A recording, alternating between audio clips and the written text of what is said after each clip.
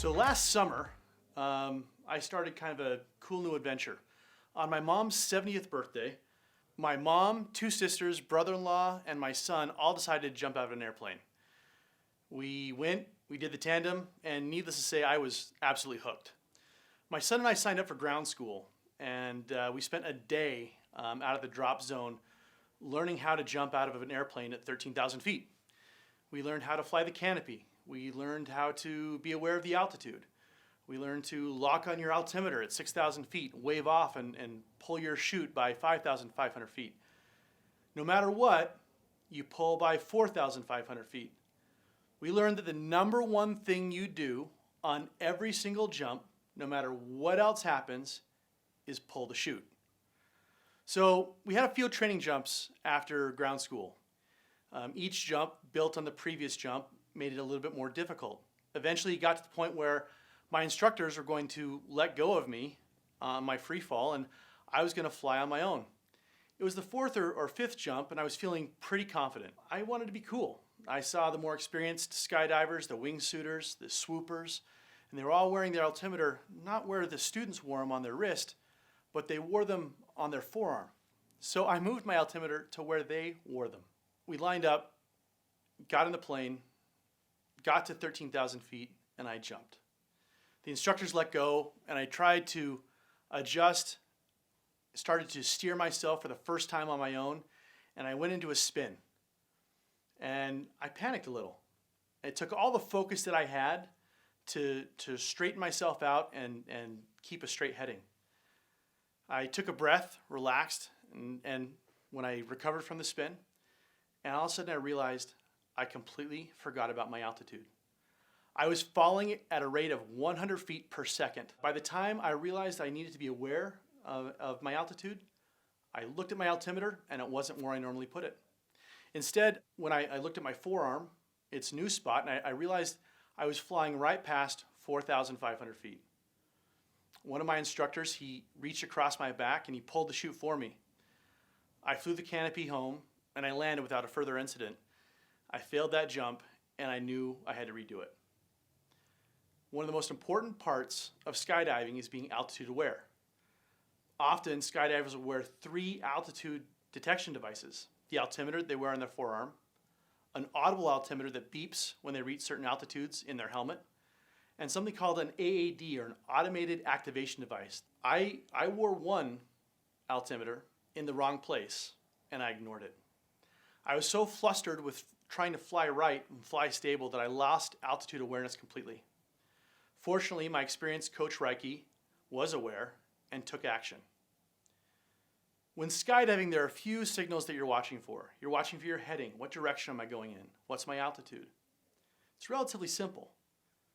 But what signals are we watching for in demand generation and in the sales follow-up? Are you watching for what companies are on your site? What pages they're hitting? What about where they're located? Do they meet your ICP? What is your ICP? What's their tech stack? How many employees are there? Are they a customer, a prospect, a targeted account? Are they part of an ABM program? If you're using Demandbase or 6 Sense, what sort of intent are they showing? Did they come to your site from a specific Google ad campaign? Did they come from a specific landing page? How often is that data available? And is it available in real time? How often do we ignore it? When we don't ignore it, are we acting on it in the correct manner? At a previous company, we had loads of intent data. It came to us in a weekly report, and we had all this really good data, and the sales team generally took a look at it, thought, that's interesting, and ignored it. Some thought, it's black box voodoo stuff, I'm not going to pay attention to it. Some said it's a waste of their time, they know their territory, they knew who they should be engaged with and going after. Others actually engaged with the signal data, but they did it wrong. They were overly pushy. They said, hey, I know you're looking for our solution. Or they waited until the signal said they're absolutely ready to buy. There were just too many ways to use this great data incorrectly, and rarely, if ever, did it get used well. Your altimeter, no matter how good or how expensive, does you no good if you ignore it like I did. It's not enough to get the signals, you've got to act on it. I didn't know my altitude, But even if I did, just knowing it is not good enough. I've got to pull my chute on time to make it work. The sales team needs to act on the data appropriately. Do they even know how to do that? Your reps might be too junior to know what to do. Or your reps might be old school enterprise veterans where this isn't a part of the process they've been doing for the last 35 years, so why start something new? So you need to train your team to follow up. Train the SDRs, the AEs. Better yet, put automation in place to engage for them. So what can this automation look like? We call it marketing orchestration. First thing that you want to go ahead and do in terms of automation is identify the accounts. So make sure you have a tool in place that automatically identifies who is on your site. The tool should give you firmographic data, not just who the company is, but enough information to determine if it's a good company that you want to go after and follow up on. Once you have a good list of accounts and you know who are hitting your website, put these into different groups, segment the accounts. All these accounts are different, but they can be grouped together based off of commonalities. Put these in these different buckets. They might be customers, open opportunities, ICP accounts, target accounts, accounts part of an ABM campaign, or accounts with specific technology, accounts that are in a particular geography or vertical. Get creative with it. Once the accounts are segmented, you can then direct specific actions to happen to those account buckets. Several years ago, I was managing SDR teams. The number one time suck for my SDR teams was, quote, research. We got a list of companies who visited the site, and my team would scour their online resources to find the right people to talk to. A lot of times they overthought the research process, succumbing to paralysis by analysis. Sometimes they started going after the wrong titles. So you need to automate that process. You do that by identifying the title levels and the title functions that you want to have your sales team engage with. Once a segmented account reaches a predetermined threshold, automation should go out and get those titles that you want to talk to and put it into motion. So at this point, you know the accounts, you've grouped them together, you even know who you want to talk to at those specific accounts. Now it's time for action. And automation here is key.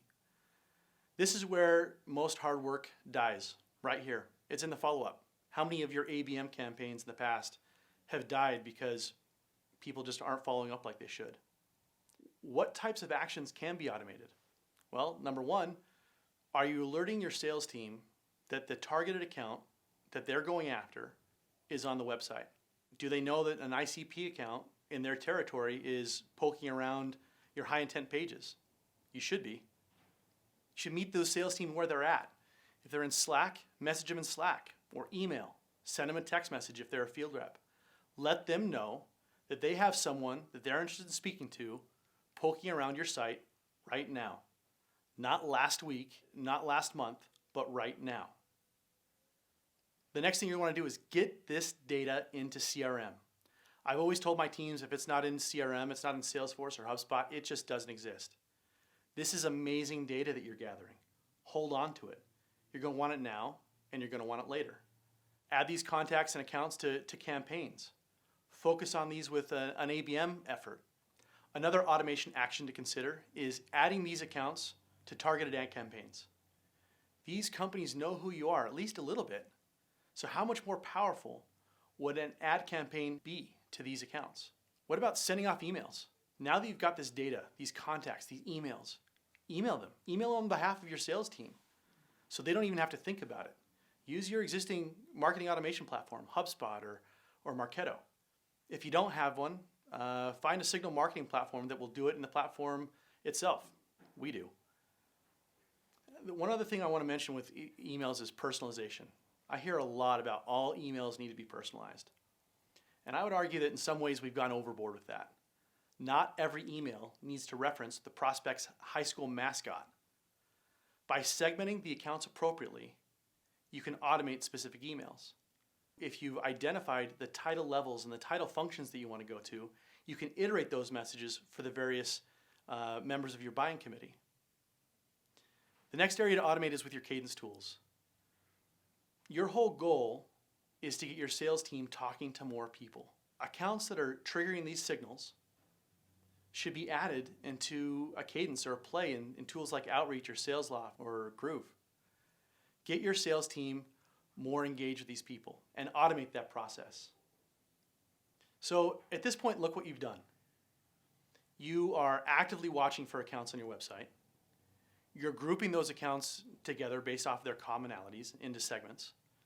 And those segments allow you to automate things like looking up contacts, adding them to ad campaigns, sending out emails, and having your sales team follow up automatically through cadences. You've plugged the gaps in your demand generation process, and you've ensured that the marketing team is filtering out the noise, and so they're passing on leads of accounts that are most interested. You're not waiting for them to necessarily fill out a form and raise their hand, but their behavior instead is telling you that they want to talk. And so you're getting your sales team engaged with the right people at the right time. You've added a killer tool to increase your website's conversion rates. So look at your process. Stay altitude aware. Make sure that your team is pulling your chute at the right time. If you're not altitude aware, love to show you what we're doing here at Signals to automate the process for ourselves.